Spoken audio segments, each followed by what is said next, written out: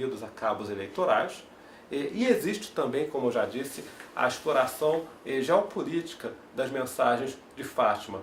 Para piorar, alguns indivíduos usam, se escoram nas mensagens numa tentativa de validar o americanismo, ou de validar, respaldar uma determinada orientação de política externa que eles gostariam de ver implementada, seguida pelo Brasil. Conversa fiada. Até porque o americanismo, como eu já disse, é uma ideologia revolucionária condenada pela Igreja na Carta Apostólica Testem Benevolentiae, de modo que as mensagens de Fátima não autorizam nenhum de nós a acenar com os Estados Unidos como uma salvação, escudo, o que quer que seja. Isso não tem cabimento. Então é basicamente por isso. Eu acho bom, acho desejável, acho promissor, meu modesto ponto de vista de leigo, que haja esse aumento do interesse pelas mensagens de Fátima.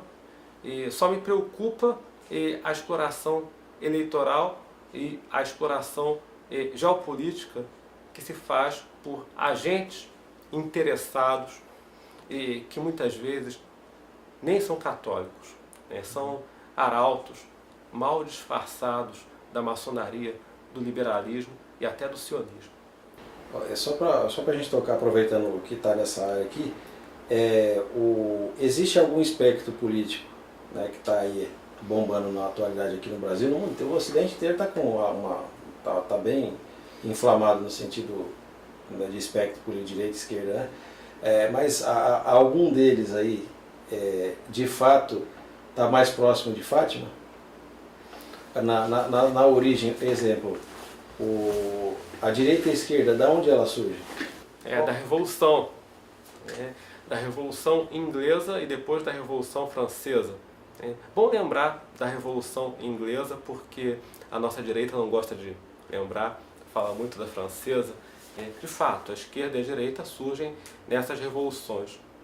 Revolução Inglesa, a Revolução Americana, bom lembrar também, e a Revolução Francesa, a cereja do bolo. Daí vieram, tanto é que tem aquela expressão revoluções do Atlântico, que aparece na internet de vez em quando.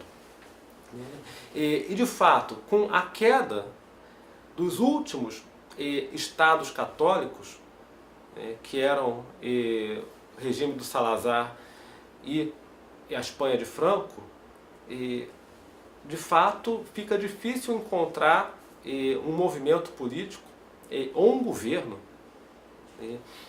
que esteja próximo da posição alinhado à posição católica tradicional. O que nós temos por aí ou são liberal-conservadores, neoconservadores, de linha anglófila, americanófila, sionista, ou seja, de uma linha francamente hostil ao catolicismo, ainda que de maneira disfarçada, ou, na melhor das hipóteses, nós temos nacionalistas. Mas até esses aí têm dificuldade para entender o fundo da questão. Eu costumo dizer que os nacionalistas entendem só metade da história.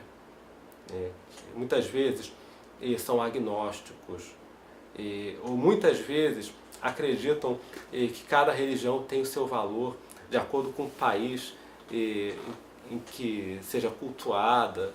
Enfim, muitos têm esse pensamento, muitos têm um quase perennialismo, coisa comum. Seria o caso aí do Viktor Orbán na Hungria, por exemplo. Então, por conta dessa ausência de governos católicos, de estados católicos, muitos católicos, por orfandade, acabam se agarrando àquilo que lhes parece mais parecido, que mais próximo, e que é perigoso, que é uma jogada perigosa, principalmente num país como o Brasil.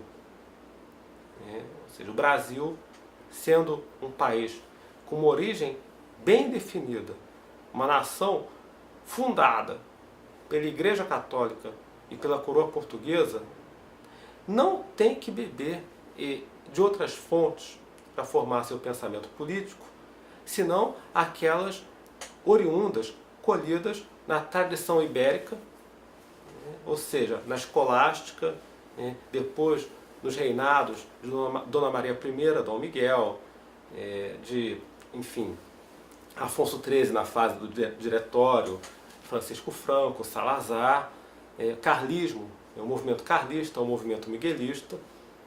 São esses os referenciais, se nós quisermos uma restauração autêntica, e não um mero atalho. Certo. Professor,